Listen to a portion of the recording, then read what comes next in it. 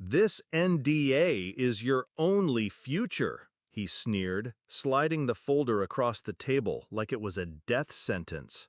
His voice was soaked in arrogance, the kind that comes from years of winning by intimidation.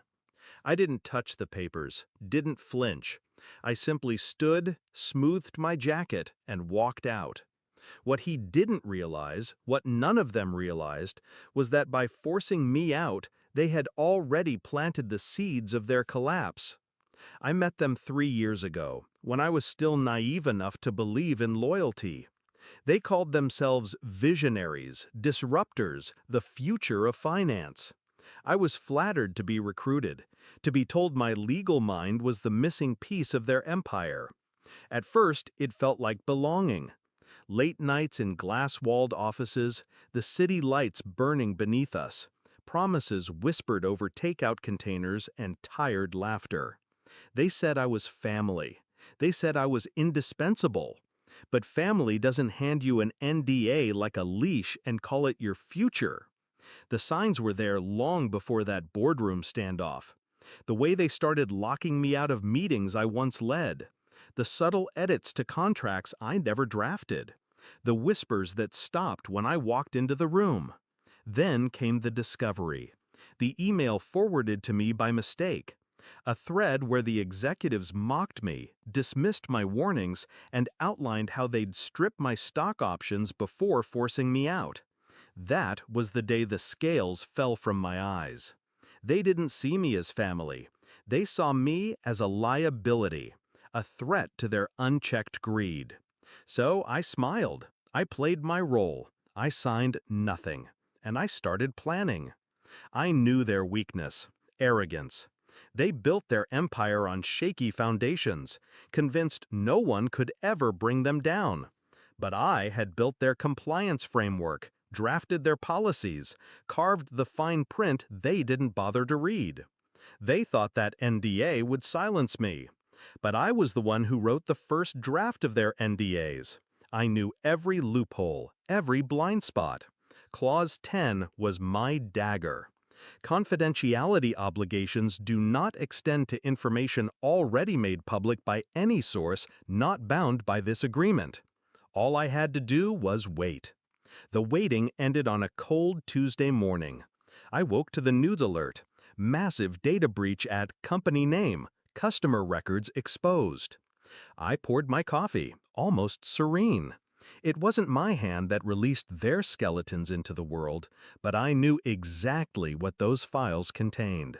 I knew how regulators would react, and I knew the only person who could possibly navigate the fallout, for them, was me. By noon, my phone lit up with calls. The general counsel, the same man who once shoved that NDA across the table, was begging for my help. I let the calls go unanswered, until his email arrived. "We need your expertise. Please call me immediately." I responded with nothing more than a screenshot. Clause 10, highlighted. My insurance policy. My revenge. His reply came minutes later, a calendar invite, title, Urgent Fiscal Containment. When I joined the call, his face was gray. He had aged years in days. "We'll pay you double," he said, "triple. Just help us contain this." I let silence sit heavy. Then I leaned closer to the camera. "You wanted me silenced. Now you're begging me to speak." His jaw tightened. "You don't understand the scale of this." "Oh, I do," I cut in. "I understand it better than you ever could. I warned you about weak encryption protocols. I warned you about sloppy vendor contracts. You ignored me. Now you want me to rescue you? No. You built this fire. Burn with it." He tried threats next, legal action, reputation warfare. All empty. Because I knew, and he knew, that every word out of his mouth could be subpoenaed. I clicked end call without another word. By the weekend, headlines painted the company as reckless frauds. Investors fled.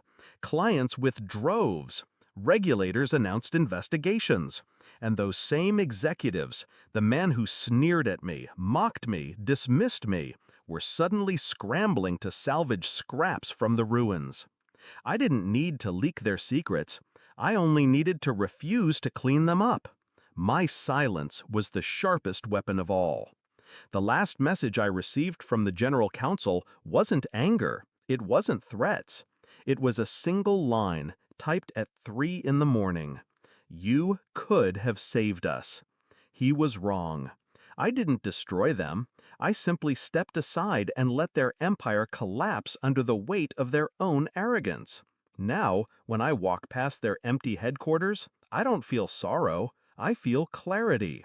Revenge doesn't always require blood or fire or public spectacle. Sometimes it's as simple as refusing to carry their sins any longer, letting them choke on their own mistakes. They once told me, "This NDA is your only future." But in the end, the NDA was theirs. Their silence, their downfall, their ruin. And me? I walked away free.